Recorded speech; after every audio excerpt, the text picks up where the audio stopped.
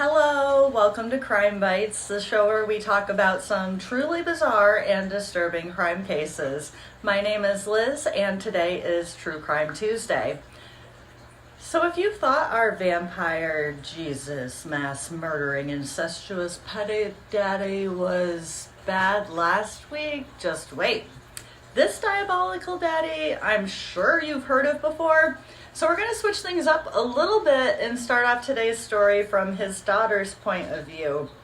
And let's try something else too while we're at it, because I learned a bit about this guy that I didn't know before researching, and I thought that I knew a lot. But do me a favor if you want, and if you guess who this diabolical daddy is before I tell you, leave me a timestamp of when you figure it out for me.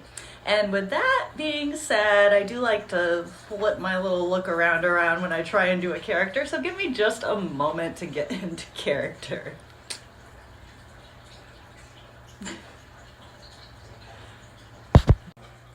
Hello.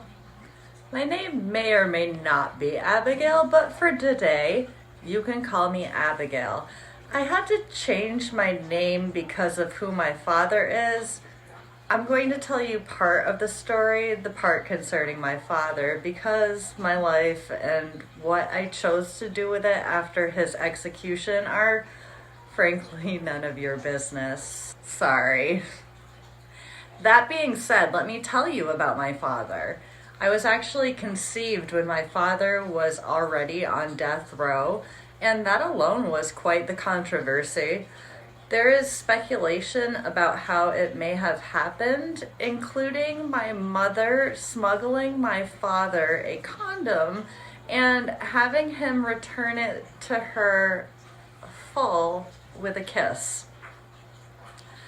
But at that time, it was also common for guards to be bribed to look the other way for people to, I don't know which is better. The first scenario is pretty creepy, but it would have indicated that they really wanted to have me, so yeah. Anyhow, I was born on October 24th of 1982. Let me start at the beginning of my parents' love story, if you will.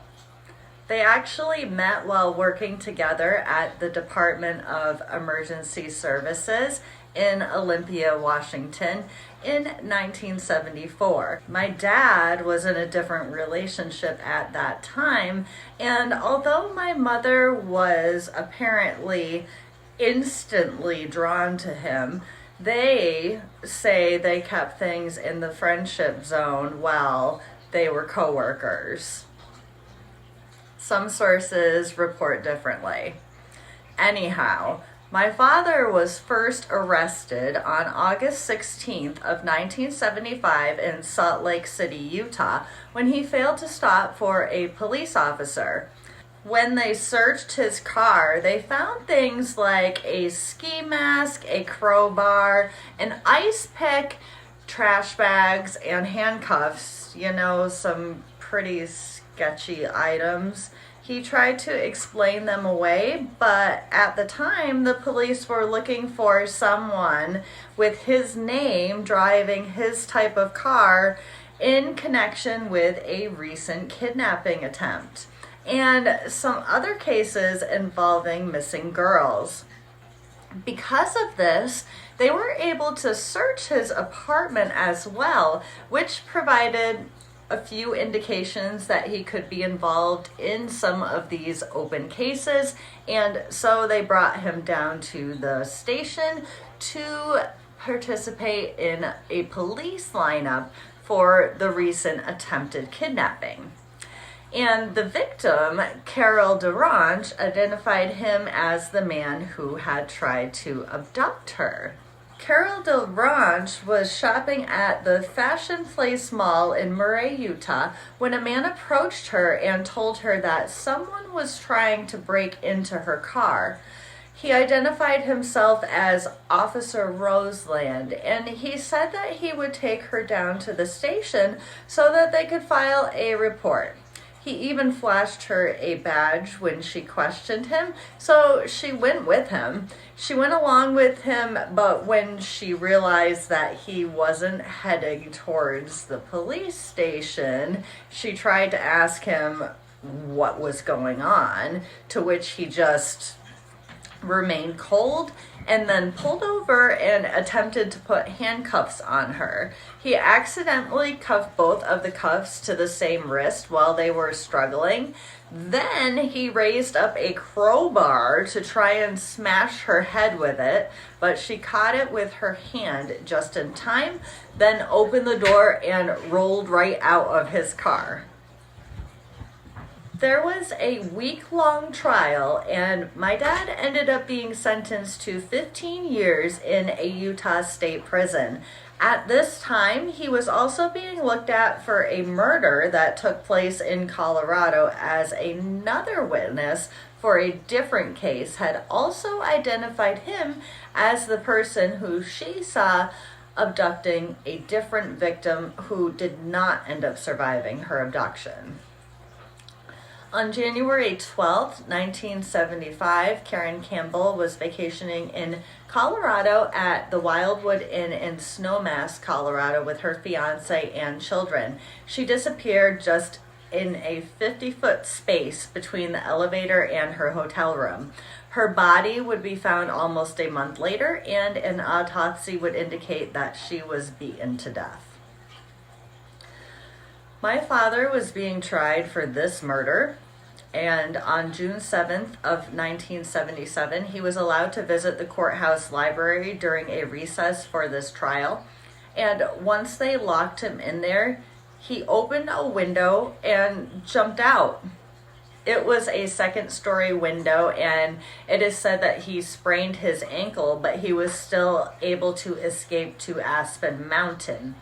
He would rest in an abandoned hunting cabin, and then he would steal a car and attempt to drive away, but would be pulled over for driving erratically.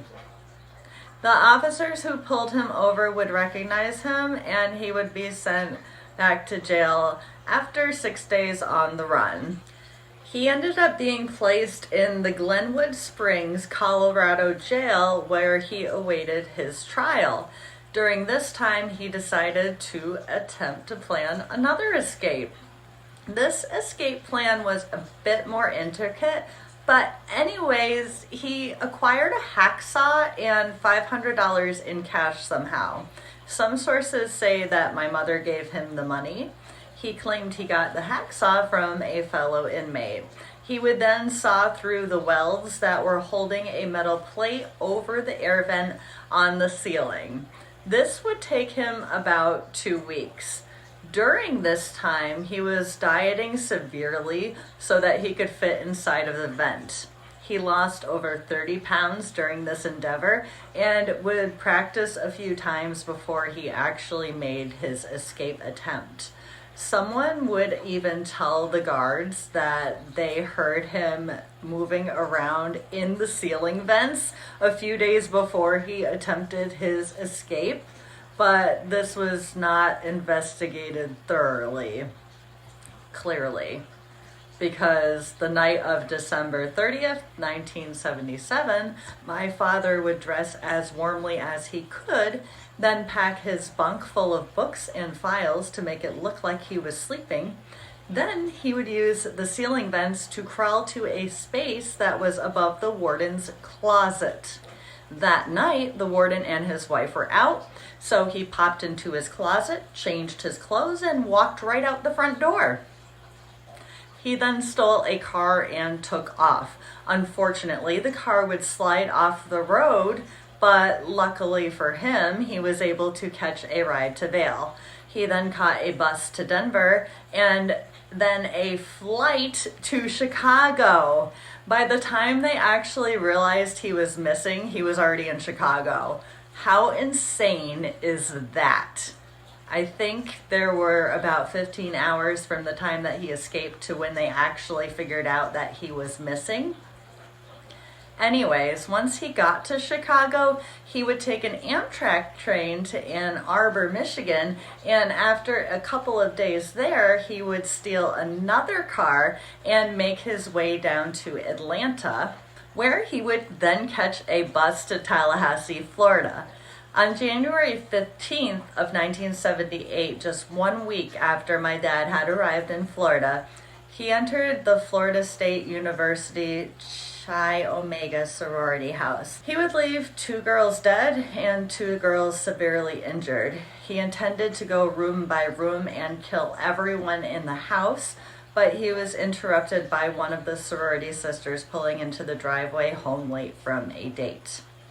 The noise in the headlights spooked him, so he fled. The attacks were brutal. He started with beating them with a piece of firewood, but he would assault them, bite them. He didn't complete his mission, or for whatever reason, he didn't feel done yet for the evening. So he went to a nearby house where student Cheryl Thomas resided and was able to sneak in through her basement. While he was attacking her, her neighbors heard all the noise and called the police. Cheryl would survive, but her jaw was dislocated and broken, and she had multiple skull fractures that would end up leaving her permanently deaf in her left ear. But she was really just grateful to have survived, especially when she found out about the sorority sisters who died. Ultimately, when they would capture her attacker, it would become apparent just how fortunate she was to have survived her attack. Then, on February 9th, 1978, my father would travel to Lake City, Florida in a stolen white van. He was able to lure 12-year-old Kimberly Leech into the van and took off with her. He would rape her, slit her throat, and afterwards mutilate her genital area with a knife. She would be his final victim, though, because on February 15th, my father was stopped again while driving yet another stolen vehicle. He would give them the name Ken Misner, and then he would just kick the officer's legs out from underneath him and attempt to flee. His arresting officer, Officer Lee, would fire up 2 warning shots and then tackle him while transporting him to jail for the evening. And my father would remark during transport, "I wish you had killed me." He still wouldn't say his name, but the next day, fingerprints would confirm what the officers had already suspected. They had recaptured Ted Bundy.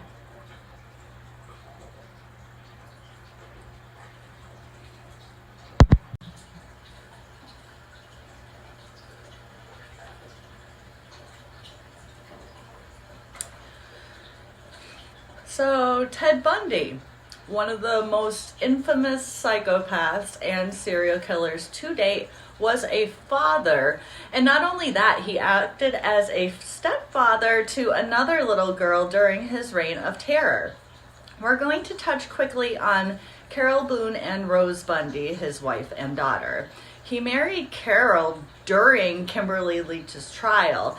There is or was a legal loophole where if both parties intend to marry each other in front of a judge, the marriage is legally binding. So while he was questioning her as his witness, because he decided to represent himself in his trial, Ted Bundy would ask Carol Boone to marry him. She would say yes, and then legally they were married, and there wasn't anything anyone could do about it. Then they managed to conceive Rose, and for a few years they would play family during visits. They would take pictures and play games together. Carol believed Ted Bundy was innocent until he essentially told her that he wasn't. He ended up giving up the location to more bodies to prolong his execution, which basically solidified that there was no way that he couldn't be guilty. And when Carol figured this out, she took Rose, divorced him in 1986, and then changed both of their names. She managed to live fairly under the radar, and it's said that Rose changed her name for a second time to avoid the public eye. So as far as my research, I just kind of left it there. At least I will for this episode. I mean, at least Carol did do the right thing when she realized who Ted actually was, and hopefully she and Rose have found some peace. So there's obviously so much more to this case, but let's try and start at the beginning and go over some of the facts about Ted that we haven't covered so far. Theodore Robert Cowell, or Ted Bundy, was born on November 24th, 1946. He was born to Eleanor Cowell at a home for unwed mothers. His father's identity has never been confirmed, and there are numerous rumors, including that Eleanor's own father impregnated her. But DNA tests would negate this later. These rumors may have negatively impacted Ted as well because he was very upset about not knowing who his father was when he finally figured out who his mother was. So let me backtrack just a tad. He was raised by Samuel Cowell and Eleanor Longsback, his grandparents, believing that they were his parents and that his actual mother was his sister. He was born in Burlington, Vermont, and then spent his early years in Philadelphia. His mother and his grandparents would never tell him about what was going on either. There are a few different speculations about how he found out, but he either found out himself, possibly by traveling to Burlington later in life and looking it up, or by finding his birth certificate. Other sources report a cousin showing it to him, his birth certificate, and calling him a bastard. Either way, he had a huge stigma about this, and he would hold a huge grudge against his mother, which ends up being significant. When he found out his mother had fallen pregnant at a young age and agreed to keep his real parental identity a secret, even from him, he never forgave any of them really for it, but especially her. So growing up, he thought his mother was his sister. One particular notable incident happened when Ted was 3. His aunt, who he also thought was another one of his sisters, woke up from a nap and she was surrounded by this circle of knives, and Ted sitting there just staring creepily at her. Can you imagine at 3?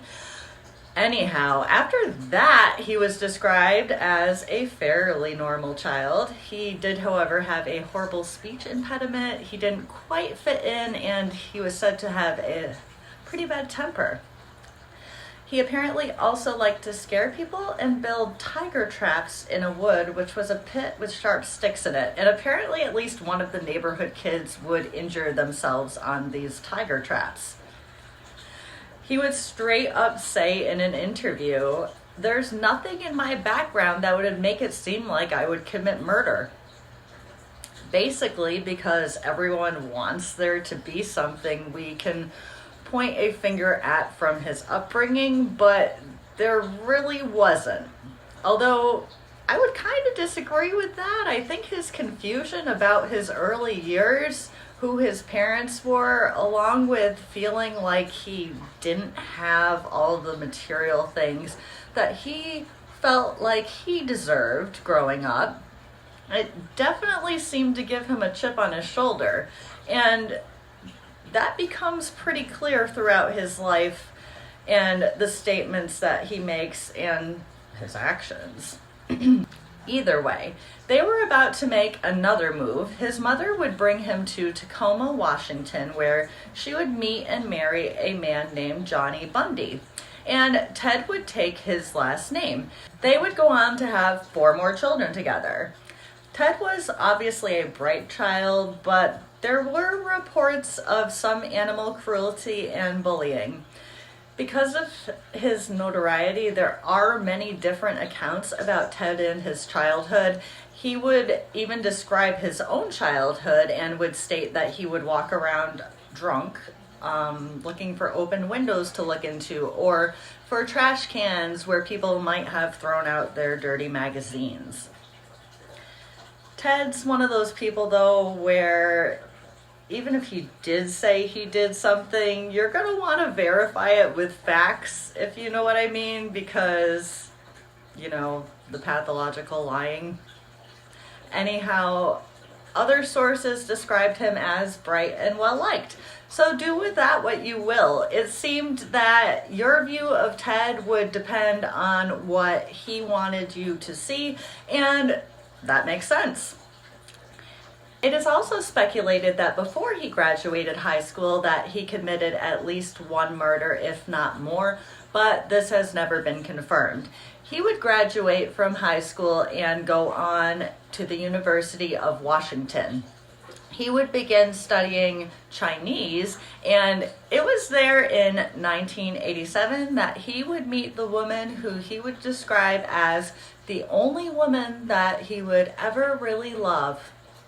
Her name was Diane Edwards, although other sources call her by the name Stephanie Brooks, which she adapted after everything blew up. While they were dating, he would drop out of college to grab some odd jobs and kind of attempt to volunteer and get his foot into politics. Diane would graduate from college and then head back to where she lived in California and break up with Ted due to his lack of ambition. This would devastate him, but he would move on, and in a bar he would meet Elizabeth Kendell, a single mother, and the two, I should say three, of them really hit it off, and they almost became like an instant family. And there is a lot to it because as far as overall time spent, he played family with Elizabeth and her daughter Molly for over 6 years, give or take. During this time, he would start and basically complete his killing spree. Liz has gone on to write the book My Phantom Prince, My Life with Ted Bundy. The name kind of alludes to what living with him may have been like. I can imagine it very well. Roses 1 minute, and without knowing quite what you did, a blow up. No thank you. Anyhow, in one particular incident that occurred in 1970, shortly after the couple went to get a marriage license, Liz's parents were coming to visit, and she didn't want it to look like they were living together because her parents were extremely conservative. She just didn't want to hear about it. And Ted blew up. I mean, no one is going to want to try and hide all their things, but he screamed at Liz, "You're a grown woman, Liz. You have a daughter of your own and a life of your own. For God's sake, grow up." Then he took their marriage license and ripped it up in front of her. They would never get married either, just kind of stay together for another 5 years or so, basically as if they were married.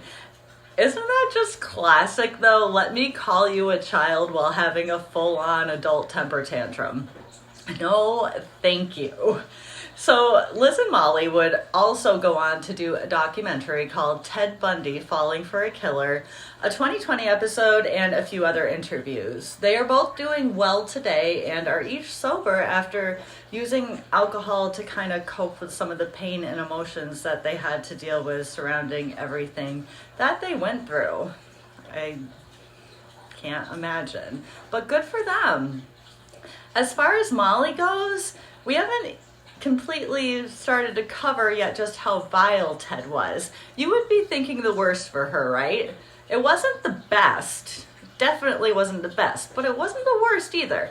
So let's discuss this a little. There were a few inappropriate incidences. For example, his hand placing sometimes during tickling made her uncomfortable. There were other notable incidences that she would recount. One time they were playing hide and seek and she found him naked, and he made some sick excuse like it was his invisibility cloak or some nonsense like that. But the way she described him, and he was erect, but his eyes were beady almost. And as a kid who normally loved this man and felt safe around him, she felt like she needed to get away from him. I find that part very interesting. Another time they were reading a story, and apparently he ejaculated at some point while they were reading, and she thought he wet the bed and he didn't correct her. So I don't want to minimize any of that at all. That's not okay. And we also know that that kind of thing escalates, so thank God it didn't in this case. But considering what he did to his other victims, I guess what you could say is it wouldn't be surprising if it was way worse for little Molly. Anyhow, the clips that I've been kind of running throughout this video are from 2 different movies. There are so many Ted Bundy movies out there, but I picked 2 to pull from for today. The first one is self-titled, and I actually remember purchasing this as a teenager from Blockbuster because at the time I was even then interested in this stuff. So yeah, some of the scenes in that movie stuck with me even today, where I was surprised how much I remembered them.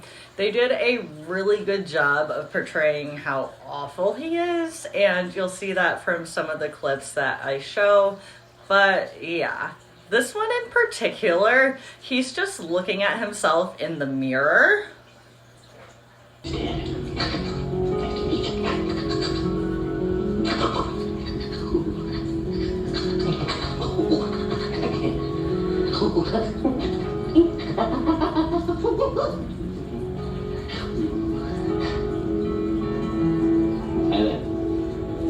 How freaking creepy is that? Then there's this other scene where he's just rolling around town committing these misdemeanors. It's the opening scene, so he's creepily following a girl, stalking her, then stealing her credit card, and then he's stealing things like TVs. Then this freaking plant. The plant gets me every time. And you gotta laugh sometimes because this stuff is so horrible. I guess laugh at the parts that you can laugh at? I don't know if that's appropriate. You tell me. The plant, though. The other movie I'm pulling from is Extremely Wicked, Shockingly Evil, and Vile, which is titled from the description of Ted Bundy's acts from his sentencing judge. Zac Efron did a pretty good job in portraying Bundy in this one, and this scene here where Liz is kind of realizing her relationship and letting everything just sink in and who Ted Bundy is, I think they did that part pretty well, because ultimately she would cooperate fully with the police. She would tell them everything that was off. She even called the tip line because at first she wanted them to clear his name because she was suspicious, but at the same time she didn't want her suspicions to be correct. And I'm sorry, ladies. They usually are. We're usually right, and we need to start trusting these feelings more. But basically, as Liz is leaving Ted, she's discovering who he is. She's helping the police. Things with Carol Boone and Ted are heating up. But what were some of the crimes that got Ted arrested in the first place? Let's backtrack again. There are so many stories within stories in this case. Actually, let me get one more point in first. While he was with Liz, he actually rekindled things with Diane Edwards, the only woman he ever loved. He poured on the love bombing too. He was at law school at this point. He was going to be a lawyer, a politician. He was going to be the guy. And he wanted her. He wanted her back. And it ended up working. After about a year of this love bombing, Diane agreed to marry him. Now remember, he's living with Liz and Molly at the moment, but that doesn't matter because he wasn't actually planning on marrying Diane. He was planning on ghosting her. In January of 1974, he just broke off contact, and she was able to get a hold of him by phone and demanded to know what was going on, to which he just coldly responded, "Diane, I have no idea what you're talking about," and hung up. What a freaking savage. And you will see a trend as well that the women that he murders look like Diane, beautiful with long, usually black hair, parted down the middle. Now, as to when his first kill is up to debate. Like I said, people speculate that he was killing even as a teenager, and I tend to agree with this. However, the first attack that can 100% be attributed to Ted is that of Caryn Sparks on January 4th in 1974. Okay, now I need to add another disclaimer in here because things have been bad, but they're about to be worse, and we're going to get into what Ted Bundy did to people. My mom is like probably my biggest fan right now, and she's like, oh, I really want to watch when you do Ted Bundy, Liz. Let me know about Ted Bundy. So she's also one of the sweetest ladies alive and doesn't do well with stuff like this. So I was like, Mom, you know who Ted Bundy is, right? And what he did? But okay, I'll try and put a point in the video where I think you should stop watching. So hi Mom, stop watching. And for anyone else particularly sensitive, graphic assaults, dismemberment, necrophilia, that sort of thing, you're not gonna wanna hear about the next bit. Thanks for coming with me, have a great week. Stay safe. All right, so he gets into 18-year-old Caryn Sparks' apartment and he rips a metal rod from her bed frame and just starts wailing her with it. When he thinks she's dead, he takes the rod and assaults her sexually with it. And this poor girl would actually survive after being unconscious in the hospital for 10 days. Her bladder would be ruptured and she would suffer from other serious internal injuries from how high and hard he assaulted her with the rod from her bed. She also suffered from hearing, vision, and brain damage as a result from the beating. On February 1st, Bundy would break into the basement of 21-year-old Linda Healy, who was a local weather girl. He would knock her out and drive her to a secluded area where he would rape and murder her. Washington college students began disappearing left and right at the rate of about one a month at first. As more and more women began disappearing, more and more rumors would fly around. People were talking about a man in a sling asking for help with his books, or a man in a tan beetle. While all this was occurring, he would take a job at the Department of Emergency Services. He actually co-wrote a pamphlet for, ready for this one, guys? Rape prevention. Some would say he would use this job to kind of feel out the investigation and see what people were saying about it. And there was also a sick element where he would actually counsel these rape victims. But I mean, he's a rapist. So for him, it was like he got to have some fun listening on the job. He's sick. Plain sick. And this is where he would first meet Carol Boone, the woman who would later become his wife and daughter's mother. So things would hit a peak, if you will, on July 14th, when he abducted and murdered 2 women on the same day. There were many witnesses who would describe him at the Lake Sammamish, sorry if I'm getting that wrong, Sammamish State Park, walking around with a cast in a white tennis outfit, speaking with an accent, and asking for help with his boat. Apparently, 3 of these girls refused to help him, but one came with him to his beetle, and she saw that there wasn't a boat there and just took off. Smart girl. But then he got Janice Ott, a court caseworker, to accompany him down the road to his boat. Then 19-year-old Denise Noslin went off to the restroom and never came back. Bundy would later state that he forced one of the young ladies to watch while he raped and murdered the other, and then he did the same thing to her. And I picked the clip from the self-titled movie. Oh, there's my boy. Oh yeah, animals didn't like him either. side note, none of the dogs liked him. Dogs are so smart. Let me get back to where I was here. Dogs, yeah. Dogs didn't like Ted Bundy. And you know what they say about dogs. There are no bad dogs. There's bad people. There's not bad dogs. Anyways, I picked this clip from the self-titled movie for this one because, jeez, they got a tad graphic. And I hope I can play it. If it's still playing. I mean, the movie's on YouTube. The scene stuck with me for like years, and I still remember it as an adult. It's just so wrong. As if all this wasn't bad enough, Bundy would also dabble in necrophilia. Let's just say all the things, because I'm pretty sure there's no proper way to talk about Bundy and keep your monetization, so I don't know, I'm still learning about this.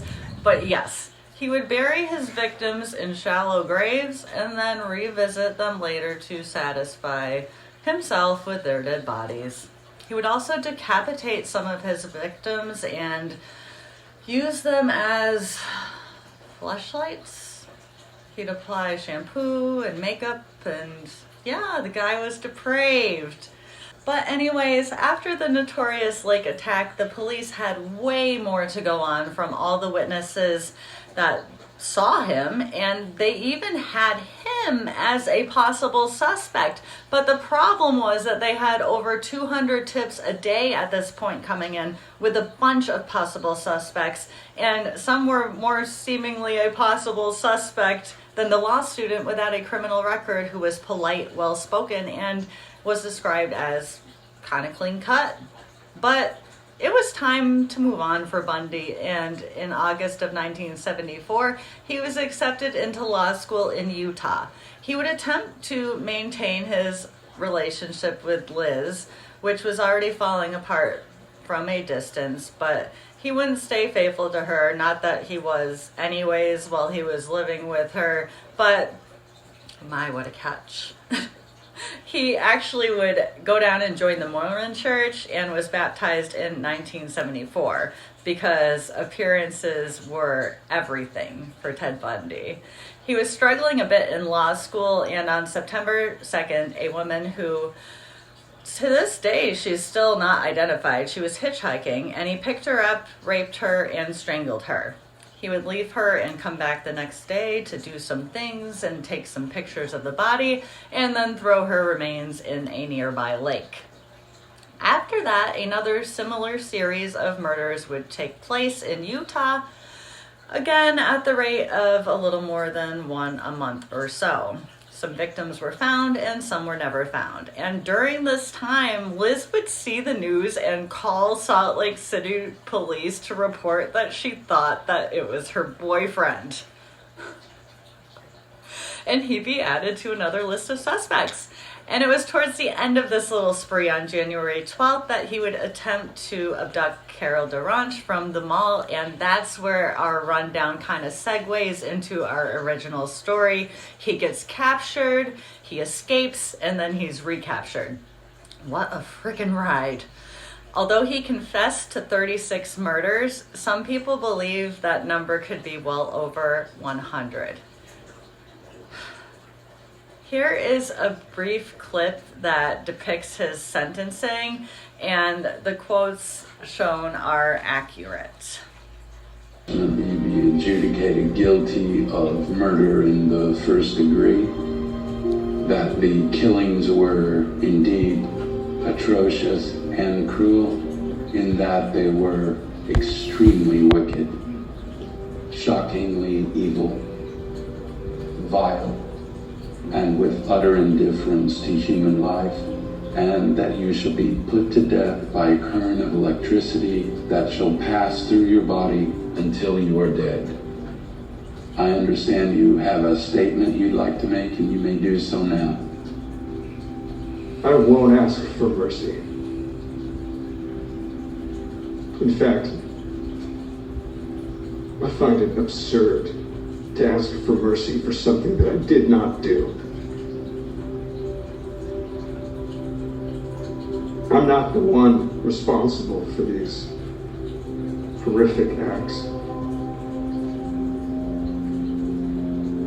Although the verdict found, in part, that these crimes had been committed,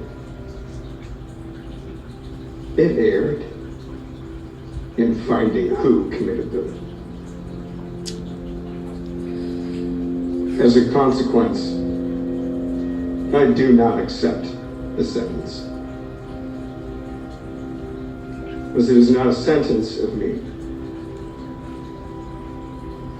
It is a sentence of someone else who is not standing here today. The court is going to sentence the person found guilty of the offense. Your name, sir, was on that verdict. Take care of yourself, young man. I say that to you sincerely. Take care of yourself. You're a bright young man. You'd have made a good lawyer. I would have loved to have you practice in front of me. But you went a different way, partner. It has been a tragedy for this court to see the total waste of humanity that we have experienced here. I don't have any animosity toward you. I want you to know that. Take care of yourself.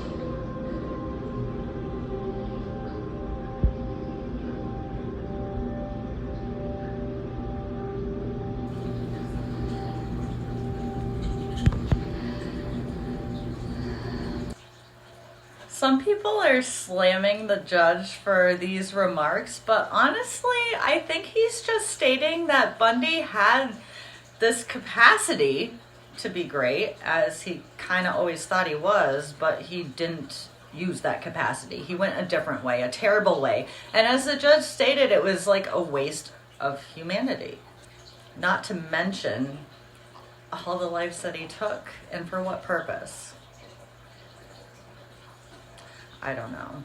Maybe the judge was a little soft in addressing him and saying he had no animosity. But I don't think his comments were that out of line. I don't know. There is that conception that everyone is just romanticizing him because of his looks and his intellect.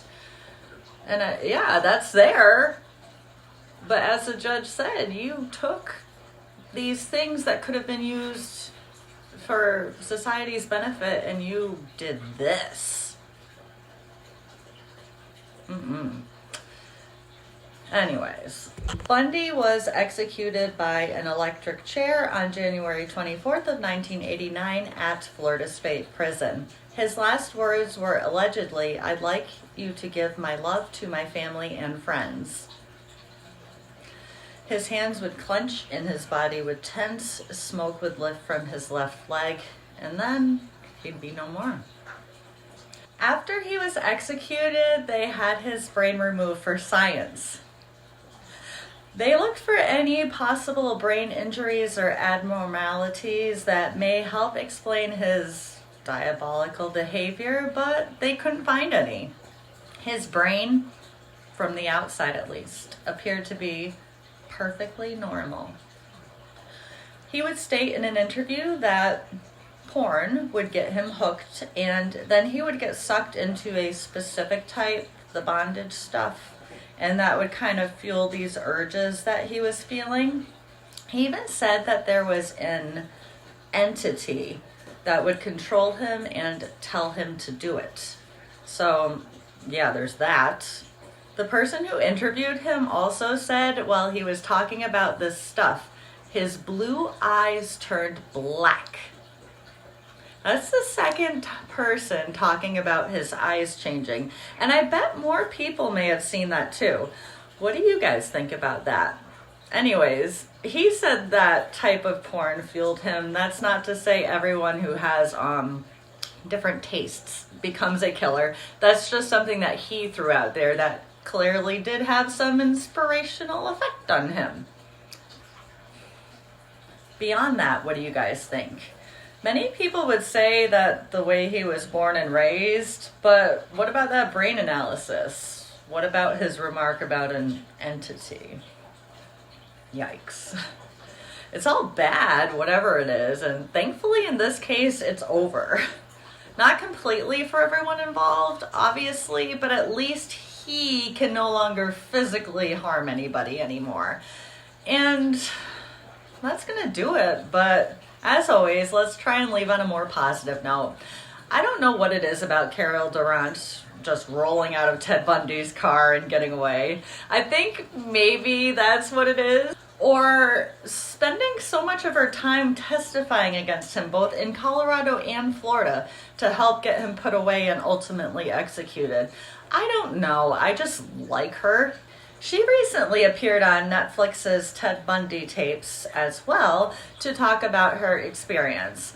Her son encouraged her to do so, and she is definitely a positive force. She does, however, have a hard time talking about the victims of Bundy's who were not as fortunate as she was. I can't even imagine knowing what we all know and coming so close to that type of fate. But anyways, besides doing the interviews here and there, Carol and her family have a normal life. She earned a degree in business management, got a career in telecommunications where she met her husband and started her family. I think that's so great. And with that, I will wish you all a fantastic week. I hope you dads have a wonderful Father's Day, and I will be back next week with another diabolical daddy. Until then, please stay safe out there. Bye.